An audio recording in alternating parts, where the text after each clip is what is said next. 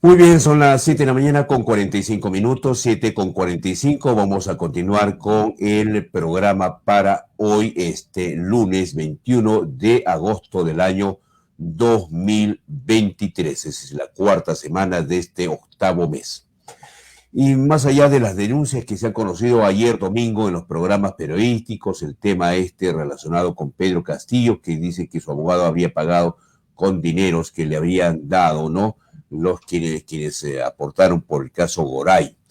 Y también de las denuncias que continúan contra Alejandro Soto, ¿no? En la que se afirma que los trabajadores de su despacho congresal habían pagado publicidad en redes para mejorar la imagen del ahora controvertido presidente del Congreso de la República. Y ciertamente de las denuncias contra Dina Boluarte, ¿no? Porque ayer también se ha difundido que el abogado del testigo que lamentablemente falleció en los primeros meses de este agosto, dice que la presionaba para revelar una reunión sobre esta señora que habría aportado dinero a la campaña de Dina Boluarte.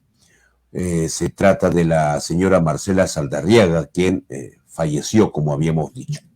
Bueno, hoy día nos vamos a concentrar en el tema internacional, las elecciones en Guatemala, las elecciones en Ecuador, ciertamente las repercusiones y el balotaje que se viene en Argentina y un evento también no menos importante, los BRICS. ¿Qué son los BRICS? ¿Cuánto puede mover o cambiar la economía mundial? Se trata de otro bloque económico, así como el bloque del Mercosur o el bloque de la Unión Europea. Bueno, vamos a ver. Todos estos temas los vamos a tratar con Arturo Muñoz, que ya nos acompaña en línea. Arturo, bienvenido a Controversia TV. ¿Qué tal? ¿Cómo estás? Muy buenos días, Marco Antonio. Estamos en una semana sumamente clave para el mundo y para América Latina. En esta semana hemos tenido las elecciones en Guatemala y en Ecuador. Hemos tenido ya las PASO el domingo 13 y vamos a tener la reunión de los BRICS el 22 al 24 de agosto de esta semana en Johannesburgo, Sudáfrica. Y eso va a ser también un nuevo escenario muy importante para América Latina. Comencemos por las elecciones, ¿no? A ver. En un primer momento, se pensó que el grupo de Fernando Villavicencio, que fue asesinado, este candidato de Ecuador, podría haber tenido una, digamos, presencia mayor en el proceso electoral.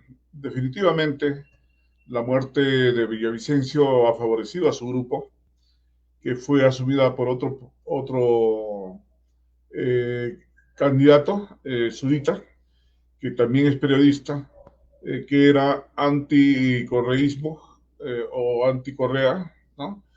Y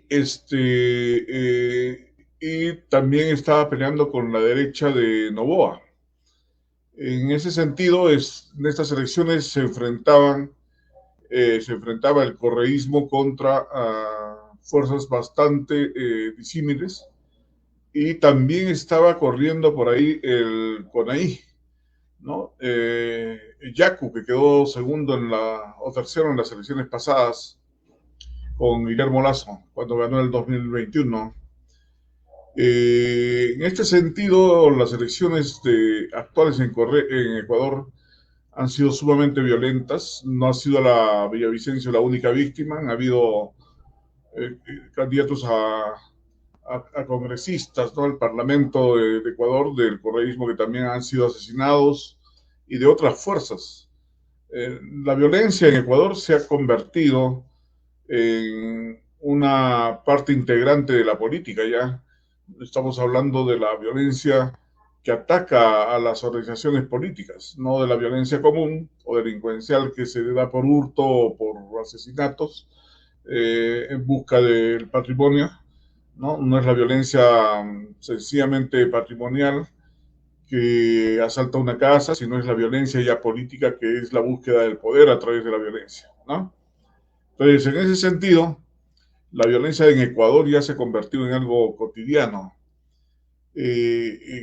Esto es bastante complicado porque teóricamente Guillermo Lasso iba a entrar a estabilizar aquello que Lenín Moreno, el anterior presidente, dejó convertido en un, digamos, caos al Ecuador. Lenín Moreno era el ultraderechista que comenzó siendo correísta, pero traicionó a Correa y terminó siendo un presidente favorable a la ultraderecha y que dejó a Ecuador con una inflación bastante fuerte y también dejó a Ecuador con un déficit fiscal bastante fuerte y con una corrupción galopante. En ese sentido, Guillermo Lasso tenía que haber calmado las aguas. Bueno, a raíz de esto es que el correísmo, nos estamos refiriendo al partido de Rafael Correa, a Alianza País, buscó una candidatura que sea aceptada por la población y la puso a Luisa González. El resultado de esta primera vuelta ha sido que pasan a una segunda vuelta Luisa González y Noboa, de la derecha, y queda en tercer lugar el candidato que sucede a Villavicencio, Zurita.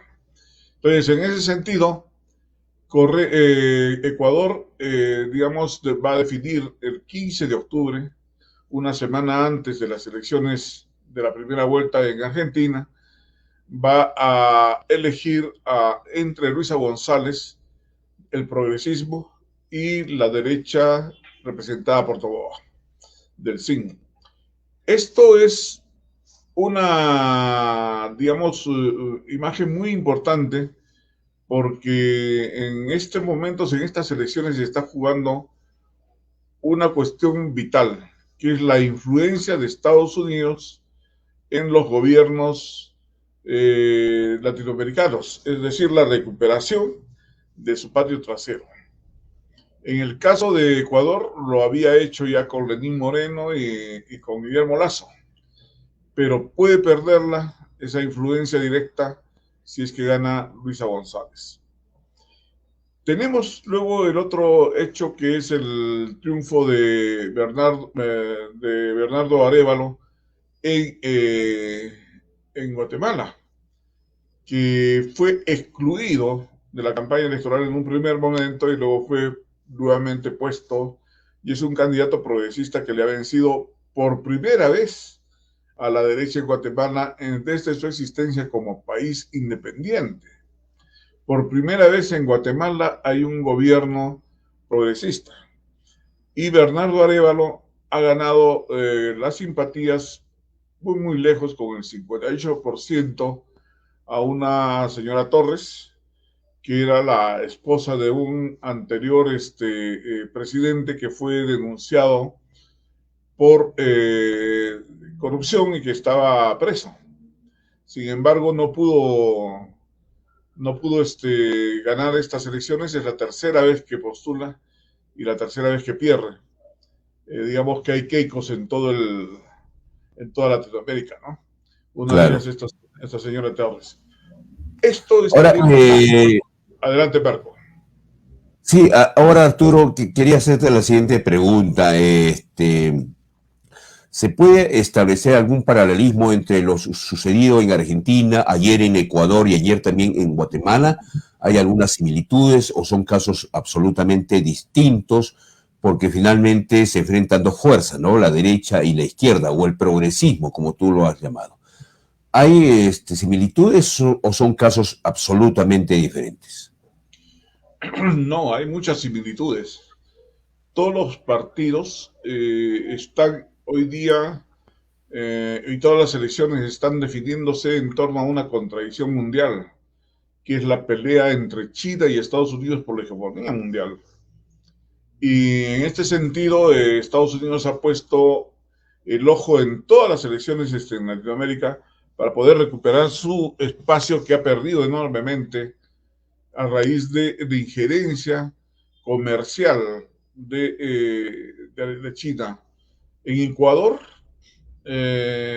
cualquiera piensa que con la dolarización Estados Unidos viene a ser uno de los principales socios comerciales indudablemente, pero el segundo socio comercial más importante es China. En Argentina, el primer socio comercial es China. En Guatemala, el segundo socio comercial es China. Entonces, la injerencia de la contradicción entre China y del conflicto entre China y Estados Unidos es muy, muy grande en América Latina y en sus elecciones. Por otro lado, también tenemos que en los, eh, digamos, espacios electorales, el progresismo opta por aunarse al bloque de los BRICS, al bloque chino, mientras que la derecha mantiene una relación unilateral, unívoca con Estados Unidos. Esta es otra de las características comunes a estas elecciones. Por otro lado, también tenemos de que los candidatos de la derecha plantean abiertamente cosas muy, muy claras, como por ejemplo el desconocimiento ya de los tratados internacionales. Hace días nomás, Estados Unidos ha salido de la Comisión de Derechos Humanos de las Naciones Unidas y dentro de los planteamientos de Javier Milei y Patricia Bullrich, que es la derecha argentina, los planteamientos de Noboa y los planteamientos de la derecha guatemalteca con Torres, está evidentemente también el desconocimiento de la Comisión Interamericana de Derechos Humanos y de todo organismo que fiscalice a los países en lo que llamamos nosotros el resguardo de los derechos de las personas a ser tratadas igualmente por el Estado. En ese sentido, hay una unidad en estos procesos electorales que llevan a ver que el progresismo casi tiene las mismas banderas en todos los países e igualmente la derecha también tiene las mismas banderas en todos los países en los procesos electorales. Lo hemos notado en el Perú, ¿no? Lo estamos notando claramente cuando ya pues la ultraderecha en el Congreso plantea la salida de la Comisión Interamericana de Derechos Humanos, ¿no? Entonces sí hay planteamientos comunes en torno a el aspecto electoral en estos países. Y en el aspecto económico es evidentemente la sujeción abierta por parte de la derecha al Fondo Monetario Internacional, que es el mecanismo que tiene Estados Unidos para controlar las economías de estos países, ¿no? Ok, y bueno, ahora Arturo, ¿cuánto puede cambiar el panorama político en América Latina si es que triunfa Milei, una especie de Trump o de Bolsonaro en Argentina, o gana Luisa en Ecuador? Y bueno, ya el triunfo de Arévalo en Guatemala, que es del movimiento Semilla, ya es ganador, ¿no? Él ha ganado en segunda vuelta. ¿Cuánto puede cambiar el panorama político o seguimos en esta dualidad izquierda y derecha? Bueno, son miniciclos, ¿no? Todavía no está nada definido en torno a cuál va a ser la hegemonía total. Recordemos que la hegemonía de la derecha ha sido desde la independencia de estos países del Imperio Español, ¿no? Estamos hablando 200 años atrás. Entonces hay una pelea entre el progresismo, lo que llaman izquierda en otros sitios, con respecto a quitarle la hegemonía a la derecha que la tenía durante 200 años. Entonces, esto todavía no será de una manera definitiva, hay miniciclos. Por ejemplo, se pensó que con Boris en Chile se consolidaba una izquierda mucho más dura, una izquierda mucho más, como podemos decir, eh, radical, y lo que hemos tenido es que más bien Boris ha terminado en brazos del centro derecha, ¿no? Ha terminado prácticamente entregándole la Asamblea Constituyente a la ultraderecha de Katz en Chile. Entonces, en este sentido, estamos todavía en un mapa latinoamericano que en un momento se pone rosa o rojo y en otro momento se vuelve a poner negro, ¿no? Entonces, esto todavía son miniciclos. Pero definitivamente el caso de Argentina sí tiene mucha importancia. ¿Por qué razón? Porque Argentina está pidiendo su ingreso al BRICS y Javier Milei ha dicho que no quiere saber nada con los BRICS. Y yo no creo que Javier Milei gane las elecciones en segunda vuelta. No, ya en varias oportunidades aquí en tu programa, Marco Antonio, hemos tenido algunas afirmaciones que felizmente se han cumplido y podemos decir de que Javier Milei no va a ser presidente por una razón. Son 13 millones de argentinos que no han ido a votar en las elecciones PASO. Y esos 13 millones seguramente que van a reflexionar sobre las propuestas de Milei y van a votar a Patricia Bullrich. No va a ganar el kirchnerismo, no va a ganar el peronismo, va a ganar indudablemente Juntos por el Cambio de Patricia Bullrich. Y por eso es que el enfrentamiento hoy día que ha buscado Patricia Bullrich es con Milei y no con Sergio Massa. Es decir, quiere polarizar las elecciones en Argentina entre Juntos por el Cambio y La Libertad Avanza. De tal manera que, digamos, en las elecciones argentinas lo que se prevé es un triunfo de Patricia Bullrich, que no está por desligarse de los BRICS y que no está indudablemente en la misma posición de Milei de dolarizar la economía argentina. Entonces es muy probable que ya un electorado mucho más tranquilo, mucho más sereno, lleve a la primera vuelta, ojo, perdón, es la primera vuelta el 22 de octubre en la Argentina. En Argentina hay 3 vueltas, por si acaso, ¿no? Contando las PASO, que son las elecciones internas de los partidos, es una primera vuelta, digamos, partidaria. Luego hay una primera vuelta real, que es la del 22 de octubre, y luego pasan 2 a definir en una segunda vuelta. En este 22 de octubre van a pasar seguramente Sergio Massa con Bullrich o Bullrich con Milei, ¿no? Esa va a ser la decisión del 22 de octubre y ahí va a entrar Bullrich como presidente. Y por lo Ahora, tanto, sí, adelante. sí, Arturo, te decía, y ahora, ¿se puede hablar en estricto de izquierda o derecha o son matices simplemente? Porque lo de derecha es, por ejemplo, lo que propone Fox en España, ¿no?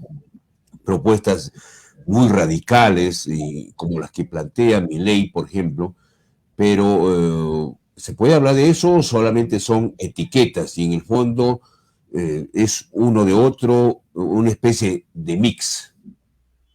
En el caso de Argentina, es claro, hay una diferencia muy clara entre lo que es derecha o ultraderecha, derecha, centro derecha, centro izquierda, progresismo y izquierda, ¿no? Mira, en el caso de Argentina, la propuesta de Milei es el anarcoliberalismo. Él se define así ideológicamente y el anarcoliberalismo viene a ser una propuesta ultraderechista semejante a la de Vox, ¿no? Y semejante a la de Meloni en Italia, ¿no? Es un liberalismo donde reniegan del Estado y reniegan de lo que llaman ellos casta política, ¿no? El nombre de casta política viene de la India, ¿no? Donde también la derecha habla de casta política. Y ellos reniegan de, así como Fujimori en su momento renegó de los partidos tradicionales, ¿no? De la política tradicional, ¿no? Entonces, eso es una identidad clarísima de la derecha, ¿no? Y el liberalismo también es una identidad clarísima de la derecha latinoamericana, es decir, eh, defender a rajatabla los derechos individuales y olvidarse de toda la parte del aspecto colectivo de la política. Al punto que Milei ha hablado de que la justicia social es una tontería y ha criticado a Francisco, el Papa Francisco lo ha criticado como una persona que no tiene ningún tipo de nivel, lo ha insultado abiertamente en un programa y ahí se ha diferenciado casi totalmente de la derecha y se han convertido evidentemente en un ultraderechista, porque recordemos que el fascismo se desligó de la Iglesia Católica, ¿no? Y que la Iglesia Católica dejó de ser el sustento ideológico, espiritual de ese sector fascista, ¿no? Entonces, en ese sentido, Milei, por ejemplo, es abiertamente un judío, ¿no? Confiesa el judaísmo, ¿no? Entonces, en Argentina está clarísimo el espacio ideológico y Bullrich es Macri, ¿no? Entonces, es una propuesta abiertamente derecha, sujeta al Fondo Monetario Internacional. Sergio Massa, curiosamente, es de una propuesta casi de centro derecha, que es la de Alberto Fernández, porque dentro del peronismo conviven alas, ¿no? Hay un ala prácticamente de centro derecha y hay un ala de izquierda, ¿no? El ala de izquierda estaba representada por el kirchnerismo y el ala de la derecha estaba representada por Alberto Fernández. Por eso es que Sergio Massa, que es el ministro de Economía de Alberto Fernández, aparece como el candidato hoy día que evidentemente por los errores que ha cometido Alberto Fernández en su gobierno, no tiene opciones de triunfo. Entonces, desde este punto de vista, en Argentina sí hay una diferencia clara entre ellos. En Ecuador, el correísmo también, recordemos, tuvo una cercanía al socialismo del siglo XXI, no se declaró como tal, pero sí es un ala progresista. Mientras que Noboa ya tuvo un antecedente allá donde es una propuesta abiertamente de la aristocracia guayaquileña y quiteña, ¿no? Y evidentemente es la propuesta que más claramente aparece como alternativa en Ecuador por parte de la derecha. No hay una ultraderecha en Ecuador, ojo. Claro. La ultraderecha la representaba Villavicencio. Es curioso, pero a Villavicencio, que era el ultraderechista, lo han asesinado. Y la pregunta es, ¿por qué asesinan a un ultraderechista en Ecuador? ¿No? ¿Cuál era la razón? Algunos dicen que es su enfrentamiento al correísmo, pero la realidad es, parece que hubo una pelea entre grupos de lo que podrían ser el sustento de la ultraderecha que ha sido en Claro. Ecuador muy fuerte, que es el narcotráfico, ¿no? Muy bien. Que es un sándwich, ¿no? El sándwich de Perú y de Colombia, ¿no? Claro. Adelante, Marco. Bueno, sí, pues vamos a ver qué es lo que pasa en estos dos procesos electorales, tanto en Argentina como en Ecuador. Ya lo de Guatemala ya está resuelto, ¿no? Arévalo del Movimiento Semilla, un partido de izquierda, es el triunfante en Guatemala. Ahora, concentrándonos en el tema de los BRICS. Este bloque es un bloque básicamente económico o también tiene un componente ideológico.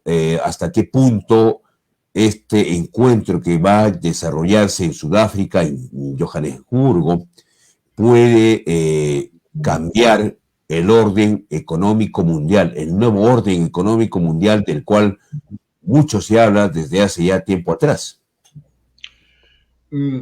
Aquí hay que señalar que los BRICS surgen como una necesidad del 2006 de ponerle freno al predominio del dólar. A partir del 2000, recordemos que China nunca entraba en política, ¿no? China solamente hacía avances comerciales, económicos, se llevaba muy bien con Estados Unidos hasta el año 2000. Prácticamente todos los capitales que hacen hacer que China se convierta en una potencia provinieron de Europa, de Estados Unidos, que colocaron sus fábricas en China y la convirtieron en la mega fábrica mundial a China. De ahí salen todos los productos, ¿no? Entonces, hasta el año 2000 China tuvo una relación muy estrecha con Europa y con Estados Unidos. No había mayores problemas. Los problemas eran sobre Taiwán, sobre Corea del Norte, cosas muy puntuales, Filipinas, el mar Chino con Japón, etc. Pero a partir del 2000, China comienza a tomar un nuevo rumbo. Se aprueba en su comité central la necesidad de que China tenga un predominio también, aparte de económico, que tenga un predominio político. Y es así como influye en la creación del nuevo Banco de Desarrollo, en el cual participan en un primer momento solamente Brasil, Rusia, India, China y Sudáfrica. Bueno, al comienzo era los BRICS, ¿no? Solamente, pero posteriormente entra Sudáfrica. Entonces ya se llaman los BRICS. Estos 5 países son los constituyentes de este nuevo Banco de Desarrollo que presta a bajísimos intereses dinero a los países en desarrollo, fundamentalmente a los países del África y a los países del sudeste asiático. Y hoy día ese Banco Nuevo de Desarrollo prácticamente está teniendo una competencia, todavía no es muy grande, pero está haciendo una competencia al Banco Mundial y al Fondo Monetario Internacional. Entonces, comienza en esta pelea ya abierta entre China y Estados Unidos a partir del año 2000, la conformación de un bloque para hacer que el mundo sea ya no unilateral, donde solamente predominaba Estados Unidos con su moneda del dólar, a que predomine un nuevo sector que son los BRICS con un proyecto de una nueva moneda que hasta ahora no se ha concretizado. Entonces, los BRICS son ya parte de la política, digamos, de enfrentamiento entre China y Estados Unidos por el predominio mundial. Esto nos lleva a que China se comporte nuevamente como Estados Unidos, porque dentro de los BRICS tenemos una nueva potencia que está creciendo de una manera muy rápida, que es la India, ¿no? Y la India tiene también un propio juego. De allí que, digamos, la India comienza a tener un papel protagónico en la política que se está siguiendo en los BRICS y que va a aprobarse en esta 15ª cumbre que se va a producir en Johannesburgo justamente a partir de mañana hasta el día jueves, ¿no? Entonces, los BRICS representan hoy día prácticamente el 40% de la población mundial, mientras que el G7, que es la hegemonía más fuerte que tiene Estados Unidos, representa solamente el 9%, el 10%, digamos, de la población mundial. Los BRICS representan casi el 25% del PBI mundial. El G7 representa entre el 27 y el 29%, dependiendo de cómo se mida el PBI para ellos, pero digamos 29%, ¿no? Entonces, tenemos nosotros que el peso de los BRICS es enorme con respecto a su papel en el mundo. Es el 25% del PBI mundial y se calcula que el 2041 van a representar cerca del 40% del PBI mundial. Ahora, ¿por qué razón los BRICS tienen más fuerza que el G7, que el grupo de los 7, donde están Alemania, Japón, Estados Unidos, Reino Unido, Francia, Italia, ¿no? Frente al grupo de los 7, los BRICS tienen más atractivo porque hay mayor libertad, no están sujetos a el Fondo Monetario Internacional ni al Banco Mundial con los intereses que significan sus préstamos, como lo que fue el préstamo que recibió Macri en la Argentina, por ejemplo, 45.000 millones de dólares que no se sabe a dónde fueron y que finalmente han hecho que la Argentina entre en esta espiral de inflación. Pero veamos, el punto central está en que los BRICS, si en esta 15ª cumbre crece, hay 40 países que van a asistir, 40 presidentes que van a asistir, de los cuales 22 han pedido ya su adherencia. Entre ellos está Argentina, está Ecuador, está Honduras, En el caso de América Latina está Venezuela, ¿no? En el caso del Oriente está Emiratos Árabes Unidos, Arabia Saudita, Egipto, Argelia, Marruecos. Está un conjunto de países como Kazajistán, que es la novena economía mundial, que están pidiendo su ingreso a los BRICS. En caso de que claro, fuera, por ejemplo, el ingreso de estos 22 países, sencillamente sería el bloque más fuerte a nivel mundial, porque ya claro. pasarían a tener en estos momentos cerca, como hemos dicho, del 40% del PBI mundial. Ya no se necesitaría, digamos, esperar al 2041, sino si ingresan estos países, definitivamente se convierten en la primera economía mundial, ¿no? Claro. Bueno, en el mundo, el dólar está reinando desde después de la Segunda Guerra Mundial, ¿no? Con la creación en efecto, del Fondo Monetario Internacional, del Banco Mundial, organismos que se crearon para ayudar inicialmente a la devastada Europa, pero que después se convirtieron en organismos que controlaban, dirigían, digitaban las economías del mundo, ¿no? Y les decían, señor, si usted quiere ingresar a este orden mundial, usted tiene que aplicar tales políticas, tiene que privatizar sus empresas, tiene que hacer ajustes fiscales, etcétera, etcétera.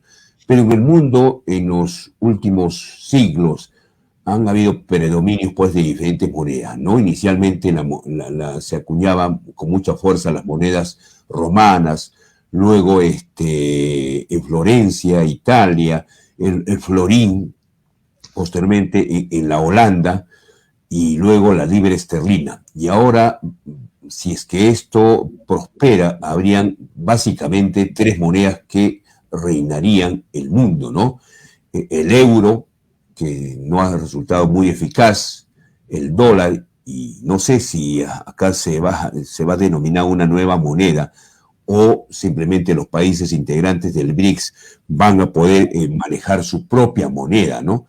La diferencia creo que fundamental está en que, a diferencia de las políticas que implementaron el Fondo Monetario Internacional y Mundial, les daban una especie de reglas de juego, ¿no? No, tú tienes que aplicar esto para que te demos préstamos.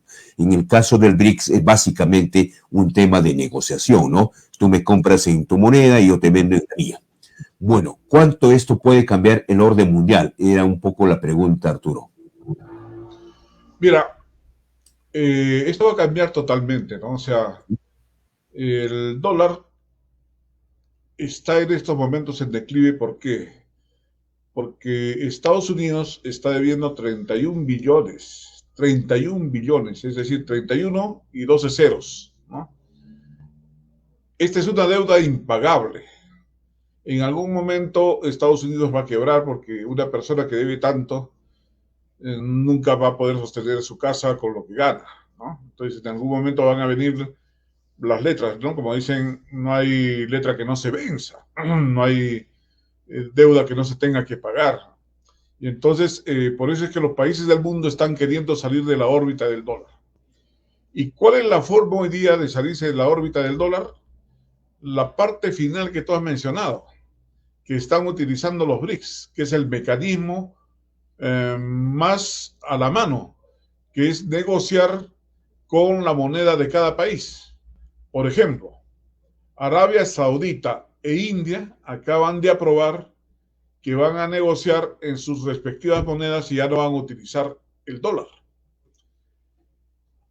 Esto es el mecanismo que ya se va a santiguar en esta reunión de los BRICS.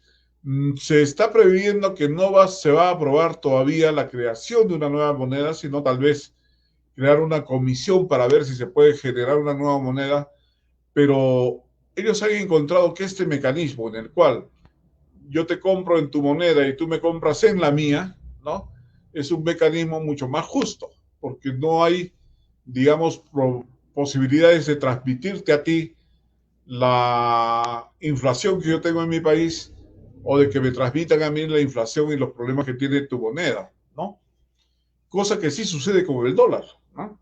El dólar transmite al conjunto del mundo los problemas que tiene, esa deuda impagable, la inflación que se está produciendo en Estados Unidos. ¿Qué va a producir este acuerdo que va a tomar los BRICS?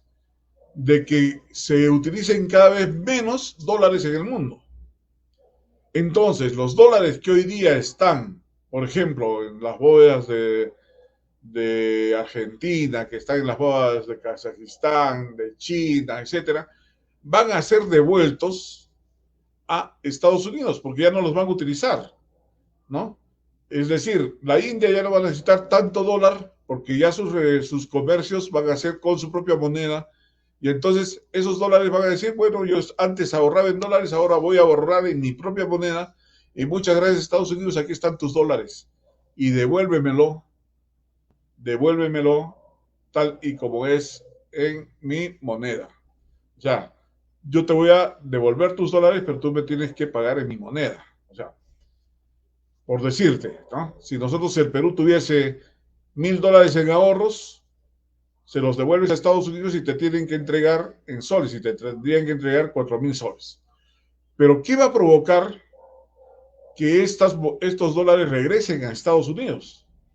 Va a provocar una hiperinflación en Estados Unidos, porque Estados Unidos se va a llenar de sus dólares que ha generado con su maquinita, y entonces el gran temor de Estados Unidos es de que los dólares que mandó al mundo regresen a su país y generen una hiperinflación y por lo tanto sea ahí la debacle de la economía estadounidense.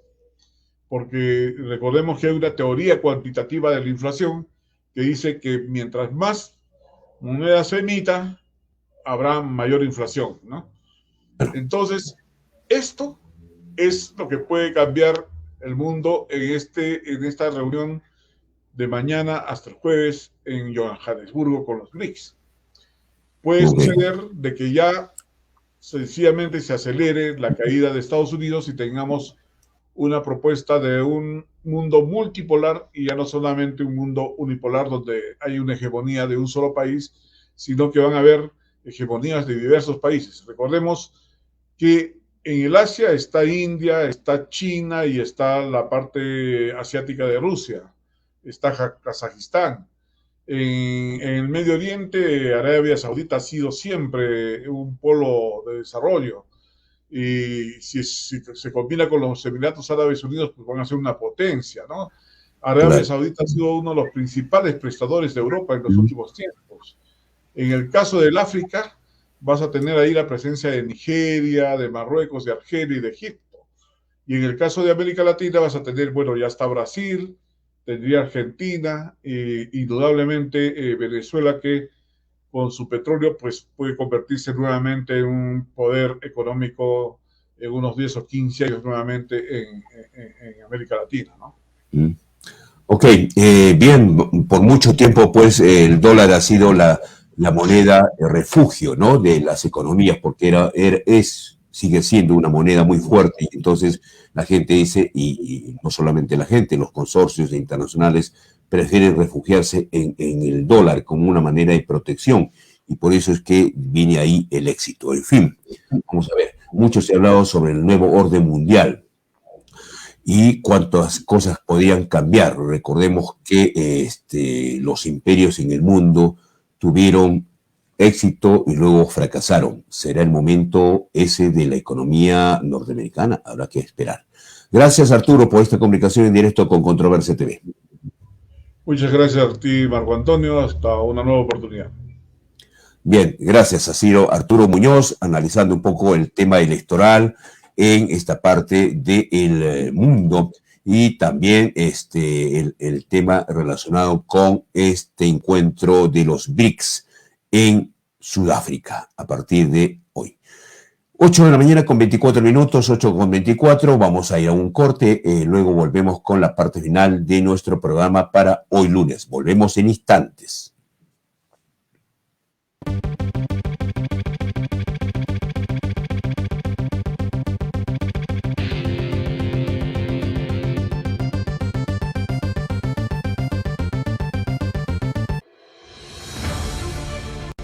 Inverhouse, trabajando para que todos tengan su casa propia. Te ofrecemos terrenos en zona exclusiva. Residencial Pampas Dongo, terreno desde $48,000, cerca a la avenida Dolores.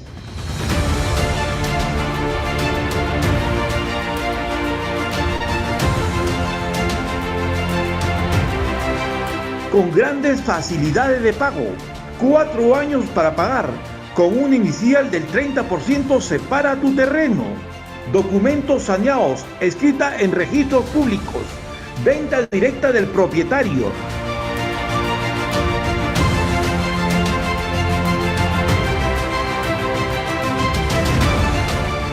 Promueve, ejecuta y financia Inverhouse, calle Don Bosco 103.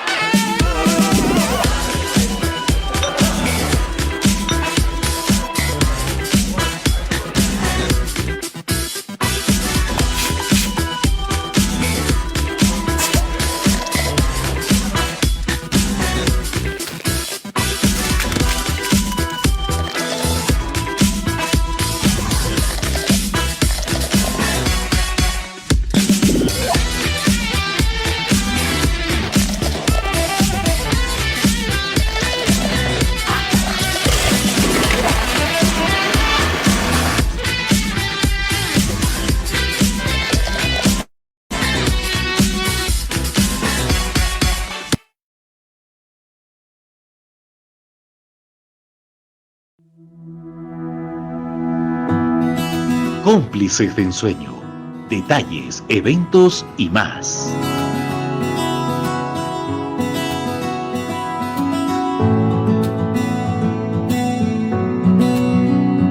Somos tus cómplices de ensueño, tus mejores aliados para sorprender a las personas que quieres.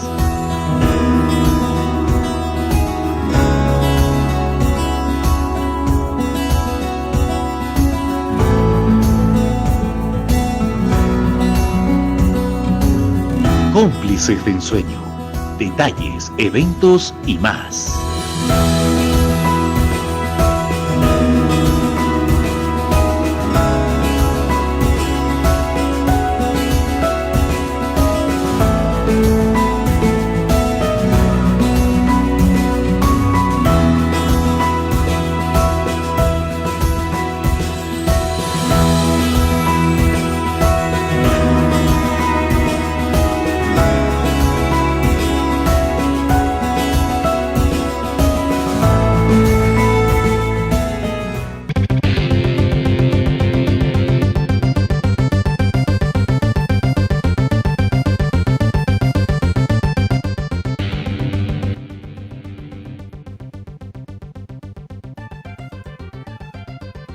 Muy bien, son las 8 de la mañana con 28 minutos, 8 con 28, vamos terminando el programa para el día de hoy y a 8 con 29, eso es todo. Les damos cuenta que, atención, ya ayer culminó la Feria Internacional de Arequipa, una de las actividades importantes en nuestra ciudad por el aniversario de Arequipa, por el 483 aniversario de su fundación. Ayer también se llevó a cabo el evento Sabores de mi Tierra, que se llevó a cabo en el Centro de Bellas Artes, ubicado en la segunda cuadra de la avenida Parra, donde también la gente degustó de varios platos y de música de Arequipa.